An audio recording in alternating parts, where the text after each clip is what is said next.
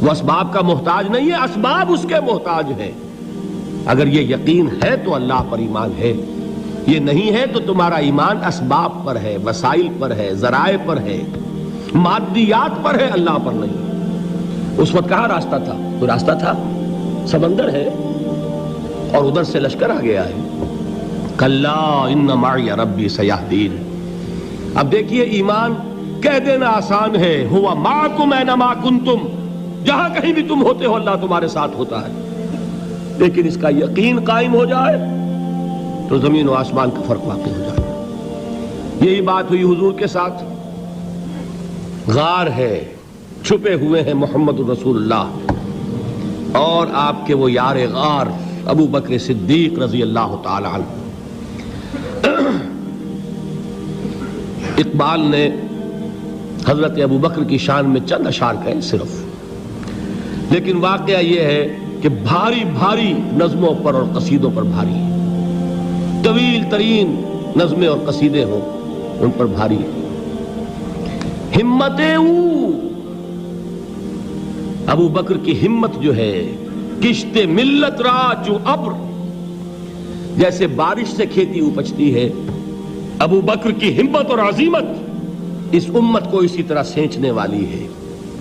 ثانیے اسلام و غار و بدر و قبر، وہ دوسرے تھے اسلام میں، دوسرے پہلے کون تھے؟ انا اول المومنین، حضور فرماتے ہیں سب سے پہلا ایمان لانے والا میں، دوسرے ابو بکر۔ ویسے ہمارے ہاں یہ چلتا ہے اختلاف، حضرت علی پہلے ہیں کہ حضرت ابو بکر پہلے ہیں، لیکن اس میں بڑی خوبصورت تطبیق قائم کی ہے علماء نے اور بہت صحیح ہے۔ چار کے بارے میں فیصلہ ہی مت کرو کہ کون پہلے ہے، ان کی ایک عجیب تقسیم کر دی ہے۔ آزاد مردوں میں، بالغ مردوں میں سب سے پہلے ابو بکر، بچوں میں سب سے پہلے علی، خواتین میں سب سے پہلے خدیجہ، اور غلاموں میں سب سے پہلے زید ابن حارثہ۔ بڑی پیاری تقسیم ہے، یہ چاروں ہی پہلے ہیں، ہر ایک کے لیے اولیت ہے۔ اور واقعہ یہ ہے کہ اگر زمانی اعتبار سے تعین ہوگا تو پہلے خدیجۃ الکبریٰ آئیں گی رضی اللہ تعالی عنہ، کسی اور سے بات کرنے کی نوبت بعد میں آ سکتی ہے، پہلے تو اہلیہ محترمہ سے بات ہوئی، آتے ہی پہلی وحی ہوئی ہے، ابھی تبلیغ کا حکم نہیں تھا۔ کس کو بتایا واقعہ؟ ابھی اپنی نبوت کی تبلیغ کا تو حکم ہی نہیں آیا۔ واقعہ کس کا ہے؟ وہ خدیجہ کا ہے۔ جب کہا ہے کہ خشیت علی نفسی، مجھے اپنی جان کا اندیشہ ہے، تو کیا جواب دیا خدیجہ نے رضی اللہ تعالی عنہا؟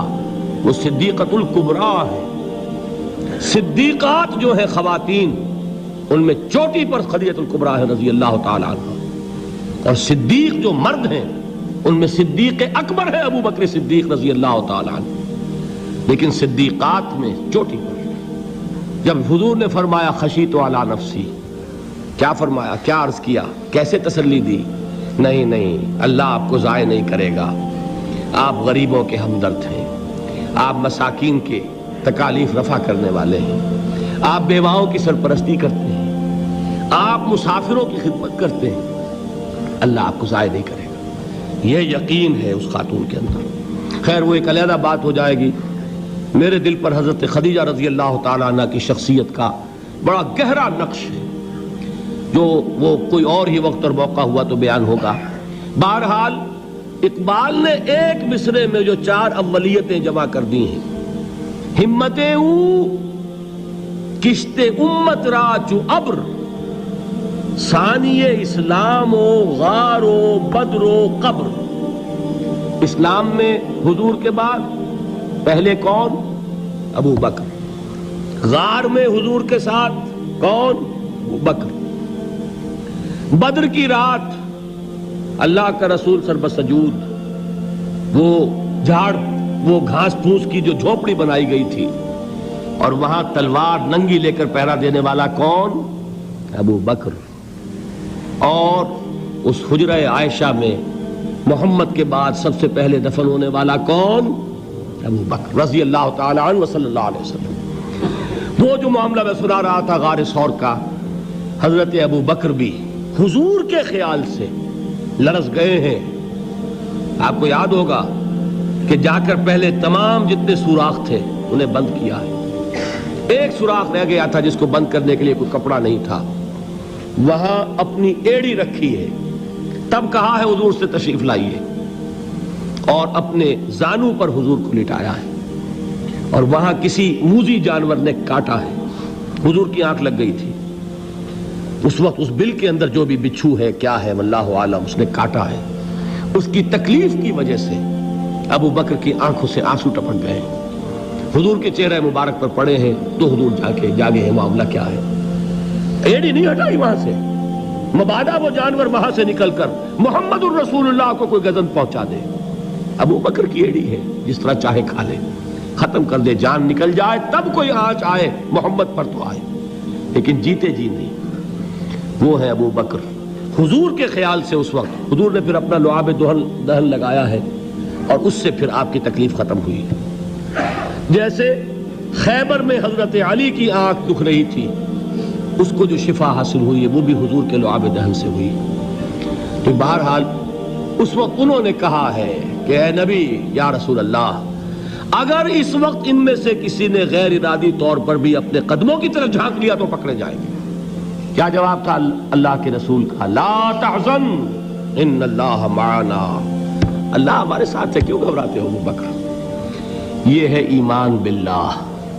میرا مالک اللہ, میرا رازق اللہ, میرا محافظ اللہ, میرا مددگار اللہ, میرا پشت پناہ اللہ, میرا دوست اللہ.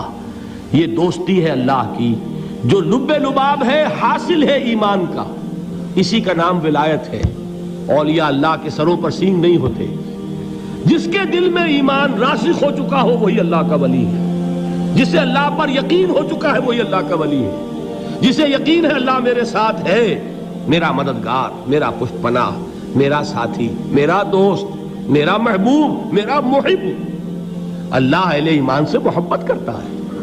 واللہ یحب الصادقین. ان اللہ یحب الذین یقاتلون فی سبیلہ صفا کانہم بنیان مرصوص. اللہ محبت کرنے والا, اہل ایمان محبوب, اور اہل ایمان محبت کرنے والے اللہ محبوب. والذین آمنوا اشد حبا للہ. آپ تصور کیجئے جسے یہ رشتہ ایمان یا رشتہ ولایت حاصل ہو جائے, الا ان اولیاء اللہ لا خوف علیہم ولا هم یحزنون. آگاہ ہو جاؤ, اللہ کے دوستوں کے لیے نہ کوئی خوف ہے نہ کوئی حزن ہے. اور میں بیان کر چکا تھا, خوف اور حزن کے خاتمے ہی کا نام امن ہے. زوال خوف, زوال حزن. یہ خوف اور حزن کیوں آتے ہیں بار بار؟ اللہ تخافوا ولا تحزنوا, دونوں آ گئے. الا ان اولیاء اللہ لا خوف علیہم ولا هم یحزنون, پھر وہی دو. وہ کیوں ہے؟ خوف ہوتا ہے کسی مستقبل کی بات کا, یہ نہ ہو جائے, وہ نہ ہو جائے, یہ نقصان نہ پہنچ جائے, یہ تکلیف نہ ہو, یہ غضب نہ آ جائے. خوف ہے مستقبل سے. حزن ہے یہ کیوں ہوا, یہ نہیں ہونا چاہیے تھا, یہ میرا فلاں چیز میرے ہاتھ سے جاتی رہی ہے, فلاں موقع نکل گیا, اب بیٹھے ہوئے ہیں اندر ہی اندر کوڑ رہے ہیں, صدمہ ہے اور رنج ہے. اور جو اللہ پر ایمان رکھتا ہے وہ جانتا ہے ما اصاب من مصیبت فی الارض ولا فی انفسکم الا فی کتاب من قبل ان نبرأها ان ذلک علی اللہ یسیر لکی لا تعصوا علی ما فاتکم ولا تفرحوا بما آتاکم واللہ لا یحب کل مختال فخور. اس زمین میں یا تمہاری جانوں میں کوئی تکلیف, کوئی مصیبت نہیں آ سکتی سوائے اس کے کہ جو اللہ نے لکھ دی ہو, اس سے پہلے کہ وہ ظاہر ہو. جس کو یہ حقیقت معلوم ہو گئی اس کو یہ طرز عمل اختیار کرنا چاہیے.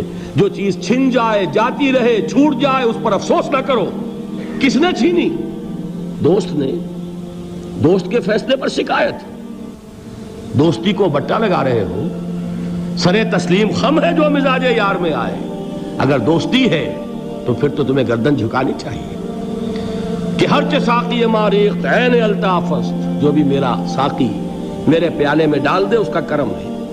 جو اس کی طرف سے آئے اس پر کوئی رنج نہیں, کوئی صدمہ نہیں, کوئی غم نہیں, کوئی شکایت نہیں, کوئی شکوہ نہیں. اور جو ہوگا وہ اس کے اذن کے بغیر نہیں ہوگا, اور اس کا اذن ہوگا تو یقیناً میرے لیے خیر ہی خیر ہے. چاہے وہ ناگوار شے ہو, بظاہر مجھے اچھی نہ لگ رہی ہو, میری شارٹ سائٹڈنس میں مجھے وہ نظر آ رہی ہے کہ میرے لیے بری ہے، لیکن قرآن نے کہا ہے عسیٰ ان تکرہوا شیئا وہو خیر لکم وعسیٰ ان تحبوا شیئا وہو شر لکم واللہ یعلم وانتم لا تعلمون۔ ہو سکتا ہے تم کسی چیز کو ناپسند کرو درحال ہے کہ اسی میں تمہارا خیر ہو، اور ہو سکتا ہے تم کسی چیز کو پسند کرو درحال ہے کہ اس میں تمہارا شر ہو۔ اللہ جانتا ہے، تم نہیں جانتے۔ جب مجھے یہ بات معلوم ہو گئی، میں نے اپنا معاملہ اللہ کے حوالے کیا۔ سپردم بے تو مایا خیش را دانی حساب کم و بیش را، اے رب جو تو چاہتا ہے وہ ہو، تیرے علم میں جو شے میرے لیے خیر ہے وہ ہو جائے، میری کوئی پسند نہیں، میری کوئی چاہت نہیں، یہ ہے راضی برضائے رب۔ اکبر الہ آبادی نے اسے کہا ہے رضائے حق پہ راضی رہ، یہ حرف آرزو کیسا، خدا خالق، خدا مالک، خدا کا حکم تو کیسا۔ جب میں آ گیا بیچ میں، میری پسند، میری مرضی، میری خواہش، میری چاہت، یہی تو شرک ہے۔ ما شاء اللہ کان وما لم یشاء لم یکن، جو اللہ نے چاہا وہ ہوا، جو اس نے نہیں چاہا نہیں ہوا، اختیار اس کا ہے، میرا تو نہیں۔ رضائے حق پہ راضی رہ، یہ حرف آرزو کیسا، خدا خالق، خدا مالک، خدا کا حکم تو کیسا۔ اقبال نے اسے کہا ہے فارسی میں، اب آپ کہیں اس کا ترجمہ بھی کرو تو وہ مجھے ذرا اس وقت کچھ بہت ہی بدذوقی کسی بات نظر آئے گی۔ جائیے پوچھئے کسی سے جسے فارسی آتی ہو۔ برو کشید ز پیچا کے ہست و بود مرا، چوک دہا کے مقام رضا کشود مرا۔ مجھے تو تمام پیچ و خم سے نکال دیا اس مقام رضا نے، میں راضی برضائے رب ہوں، جو فیصلہ اس کا میں اس پر راضی۔ تو کہاں کا حزن اور کس کا خوف؟ یہی زوال حزن اور زوال خوف، یہی ہے امن، یہ نتیجہ ہے ایمان کا۔ تو جان لیجئے یہ ہے لب لباب، یہ ہے حاصل ایمان کا۔ یہ ہے تو ایمان ہے، یہ نہیں ہے تو ایمان نہیں۔